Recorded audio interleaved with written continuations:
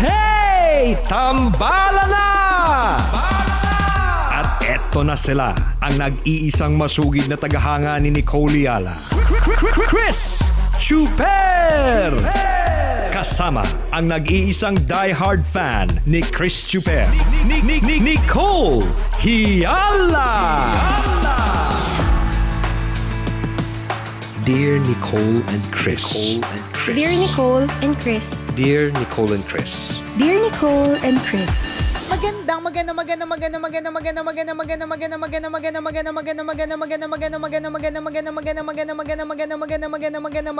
morning, Luzon, Visayas at Mindanao, Metro and Mega Manila. Hi partner, how are you?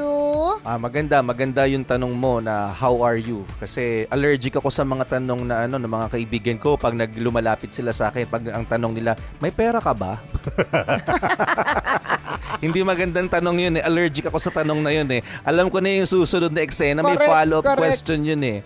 Tama, di ba? Pero yung tanong mo maganda, how are you? Yan. Nakaka-nervous rin naman kapag ka tinanong ka ng how are you eh. Lalong-lalo na kapag ka hindi ka naman niya regular na kinakamusta. Yan, di ba? yan. Medyo din tayo. Maalarma din tayo doon. Maalarma tayo kasi may sa mga follow-up ganyan. question yun. Correct. O di naman kaya partner, kabahan tayo kapag ka ang PM sa atin ay bro. Yan lang. Walang kasunod. O kaya dude. O kaya sis. Correct. O kaya Mars. Nako, kabahan ka na sa susunod. Mag-ano ka na yan. Dapat Tama. hindi ka na active sa messenger. Dapat hindi nila makita na active now. Tama, oo. Deadma ka na lang. Alam na natin yung susunod na kabanata pagka ganyan. Ang dami ko na experience na ganyan. Ito lang mga nakaraang araw eh. Yung tipong, bro, ay, matagal ko hindi nakakausap to. Siguro mga 2 taon na. Tapos bila nagparamdam kahapon. Sabi ko, musta na? Ganyan. Pa-promote naman sa page mo nung Deadma. Di ba? Oo. Parang lang yan, partner eh. Parang hinaing lang yan ng mga ninong at ninang kapag Pasko. Buong taon, hindi kayo nagparamdam sa kanila. Buong taon, hindi mo man lang kinumusta. Buong taon, wala ka man lang ni hi ni hoy kung okay ba siya sa trabaho niya. Nung nagkasakit siya, nag-message ka man lang. Pero nung Christmas, nako, super biglang paramdam. sumulpot. Diba? Biglang nagparamdam. Hindi lang gugulat na lang, di ba? Ang tawag daw sa kanila mga Mustang. Mustang? Ano Mustang? Nangungumusta para mangutang. Mustang. Yung nangungumusta para mangutang. Makakaloka. How are you? May pera ka ba? Baka naman pwede makahiram. Diba? Sunod-sunod yan. Ay, alam ko yung mga tanong na yan. Pero ang iniisip ko lang dyan, partner, diba?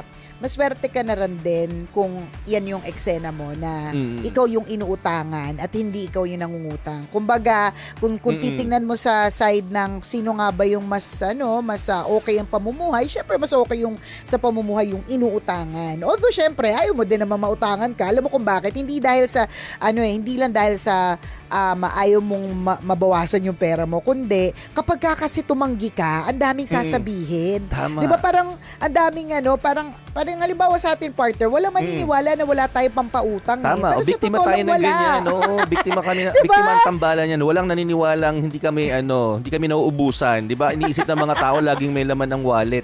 Iniisip nila lagi tayo mapera. Tama. Kung tayo naniniwala sa ganyan, sa ganyang eksena, nawawalan din po kami, 'di ba? Nasasagad din po kami. May utang din po kami, 'di ba? Tama. Ay nako, kalurke. But anyways, kapit lang po sa mga may utang.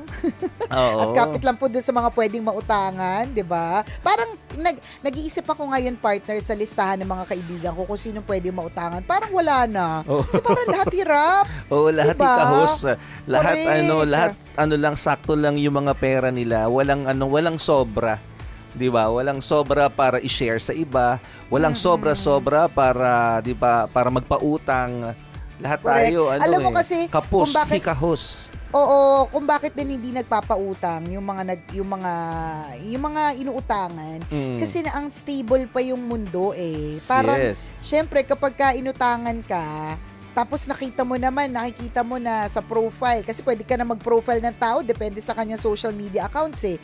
So makikita mo sa profile na hirap na hirap. Makikita mo sa profile na walang pagkukunan. So parang ang iniisip kasi ng mga uutangan, hindi to makakabayad. Bigay na to. Pero ang Oo. ano talaga dyan is, I think dapat willing ka or ready ka kahit hindi, ito lang naman, kahit pandemic or not, kapag ka inuutangan ka, dapat merong part of your brain that is already accepting the fact na maaaring hindi ito mabalik. Diba? Lalo na kung hindi ka naman, kung hindi ka financial institution, yung hindi ka wala kasulatan, wala mga ganon. Sulat yung mga sa tubig lang, ganon. Correct. Usap ng magkaibigan, ganyan. Dapat meron part of your brain and your heart that understands and realizes that hindi, posible talagang hindi ka mabayaran. So, dahil nga, may possibility na hindi ka mabayaran, mas maganda kung magpapautang ka, is magpapautang ka yung amount na sa tingin mo okay lang sa'yo kahit hindi mabayad sa'yo. So, not the full amount. So, let's say, 20,000 yung inuutang sa'yo. Grabe, 20,000, no? Laki, grabe. Ang laki, nakakaloka, di ba? O, let's say, 500. 500 na lang. 500 yung inuutang sa'yo kasi, syempre, bibili daw ng bigas, pangbili ng ilang pirasong diaper, yung mga ganyan. Eh, alam mo namang ang hikahos, hindi niya mababalik yung 500 mo, di ba?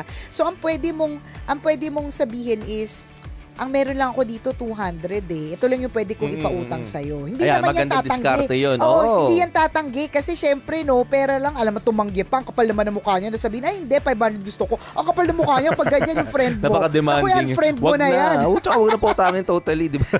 Kaya nga. Wala, iwanan mo magsalita siya Nakakayamot. mag-isa, kausapin niya yung hangin, di ba? Tama, Tinutulungan diba? ka na nga eh. Tapos ikaw pa tong masyadong demanding. Kung ang kaya lang ng nagpapautang is 200, di ba? Maging happy ka na, masatisfied ka na doon sa gusto niyang ipahiram sa iyo, at least merong pinahiram. Ito pang ugali nating mga Pinoy, 'di ba? Yung tipong pinautang ka na noon, ilang beses ka nang pinautang, 'di ba? Tapos nitong hindi ka na pinautang kasi wala nang ipapautang sa iyo, ang dami mong sinabi, 'di ba? Ipinagkalat mo pa. Ang dami kinuwento mo pa kung kani-kanino na parang ang sama-sama ng tao. Pero ang tutuusin, ang dami niya nang naitulong sa iyo noon pa. Tas minsan lang siya humindi sa iyo, pero yun ang mas nangibabaw sa iyo, yun yung nagkaroon ng impact. Well, yung hindi pagpapahiram sa iyo. Diba? Unfortunately, partner, ganun talaga. Ugali alam mo, parang natin minsan eh. pinost ko yan one time eh. Ang sabi ko talaga, parang unfortunately, ganun sa mundo. Parang, ano tawag doon, dati, naging naman, ano ba yun? Nahanap ko eh. Sobrang generous ka sa taong yun. Gumawa ka ng pabor sa kanya. Correct. Diba? Ayun. Ito yung pinost ko pala, partner. If you hear a bad story about me, understand that there was a time that I was good to those people too. But they won't tell you that part. Tama, diba? tama. Kapag ka meron kang in Tagalog, kapag meron kang correct, totoo yan, partner eh, 'di ba? Na kapag ka meron kang narinig na na bad story tungkol sa ating dalawa, kunyari tungkol sa Tambalan. Kailangan mo ring intindihin na minsan sa buhay namin naging mabait kami dun sa taong yon. Pero hindi niya matatandaan yung naging mabait kami sa kanya. Ang matatandaan niya yung one time na hindi namin siya pinautang or yung one time na hindi kami umuo sa kanyang kagustuhan or yung one time na nagkaroon ng problema. Pero yung many times over na naging magkaibigan kami or naging okay ang aming pagsasama, ang dami naming memories together, they won't tell you that part. They will only tell you the part na masama. Yun yung unfortunate about life. Diba? Mga ugali natin, baguhin nga natin minsan yung ugaling yun. Diba? Hanggang sa mamatay yung tao, minsan nag-iisipin natin yung hindi maganda na gawa niya, pero kung tutuusin, mas marami yung nagawa niyang maganda. Diba? At hindi natin naalala. Yun ganoon din sa trabaho. Diba? Sa isang nagtatrabaho sa opisina, halimbawa, sa isang kung anumang kumpanya. Diba? Ang dami mo nagawang maganda sa kumpanya. Diba? Nag-overtime ka without pay o kaya pumasok ka ng sobrang aga kasi may kailangan kang gawing trabaho. Hindi nila napansin yun. Pero yung na-late ka minsan. Diba? May memo ka na. Diba? Oo. Yun agad yung nakita, yung pagiging late mo. Correct. Diba? So, nakakalungkot na katotohanan talaga. Nakakalungkot na katotohanan yan. And dagdag ko lang, nakakatulungkot na katotohanan din that that your job really is just a job. And also that yung pinagtatrabahuhan mo, it's also a business. Alam mo yun yung masaklap na katotohanan yan. Na dahil ito ay isang business, talagang hindi ito tolerate, kahit magkakaibigan kayo, hindi ito tolerate yung kamalian. 'Di ba? Kaya tama. nga ito yung kaya nga minsan sasama yung loob mo kasi hindi ka pinagbigyan, yung mga ganun. Oo. Tapos hindi naalala lahat ng pag-overtime mo na walang bayad. Oo. Hindi naalala yung mga moments na nagkaroon ka ng initiative o you went Tama out of your way para gawin ang isang bagay. Hindi na maalala yun. Maalala yung correct, ang maalala, tama ka partner, yung isang beses or dalawang beses na na-late ka, memohan ka pa, 'di ba? Kaya nga, isa lang din pagpapaalala, while your job is very important, wag din po ito maging sentro ng buhay natin. Kasi sa totoo lang, kapag yung nagkaroon ka ng sakit na dahil sa trabahong yan, I always say this partner aabutan ka ng tulong, pero eventually kabisyo, ano rin yan ano nila yan? Sasabihin nila sa kalilimutan ka rin nila. Totoo yun. Masaklap na katotohanan yun. Pupunta sila sa burol mo mga 30 minutes and that's the end. Tapos they'll move forward. They'll move on. Diba? Ganun kasimple. Ikaw wala na. Namatay ka na kakatrabaho, 'di ba? High blood ka kakatrabaho, 'di ba? Napuyat ka kakatrabaho, nagkatubig ang baga mo dahil sa sobrang puyat kakatrabaho, 'di ba? Pero papadalan kanila ng magandang bulaklak, 'di ba? Tapos may magandang sash. Sash ba tawag doon? Alin, partner? Magandang sash. Padadalan kanila ng magandang bulaklak. May magandang sash. Ang luma nung sash. Hindi ko alam ba tawag doon. Hindi. Padadalan kanilang whatever, award, recognition, or whatever, di ba? Pero eventually, di ba? So, pero hindi ko naman sinasabing do not love your job. Love your job kasi dyan mo nanggagaling yung pinangkakain ninyo . Pero, it shouldn't be yung the heart of your life. Diba? May mga ibang importante ding mga bagay. Kasi totoo yan, kapag ka nag-overwork ka, eventually they will just forget about you Kapag ka nagkasakit ka Yun talaga yung masaklap na katotohanan na at the end of the day, business lang din sila. Tama. Totoo ka dyan. Life alam na natin na alam na natin magiging diskarte pag may mga nangamusta sa atin ngayong araw na to. Deadma, lalo na yung mga kaibigan mong hindi nagparamdam ng matagal na panahon. Yan. True, lalo. Kaya tanong mo, yung unang banat mo kanina, how are you? How are you? Kalma. Kalma lang. Pero nakaka-nervous talaga yung kumusta ka. Yung ang tagal din nangangamusta sa araw, mangungumusta. Nakaw! Nakaka-nervous talaga ng bongga. Lam na dis. Kasi, lam na dis. Kasi kapag ka humindi ka, lam na dis, sisiraan ka. Tama.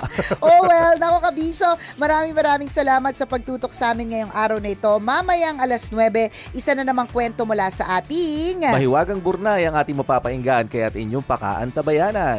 Gotta go mga kabisyo. Muli ako po si Nicole Yala. At ako naman si Cambio King Chris Chuper. Na nagpapaalala, una magdasal ka para mabuhay ka. Pangalawa, mag-face mask ka para mabuhay naman ang iba. Yon! Always your number one SM radio station.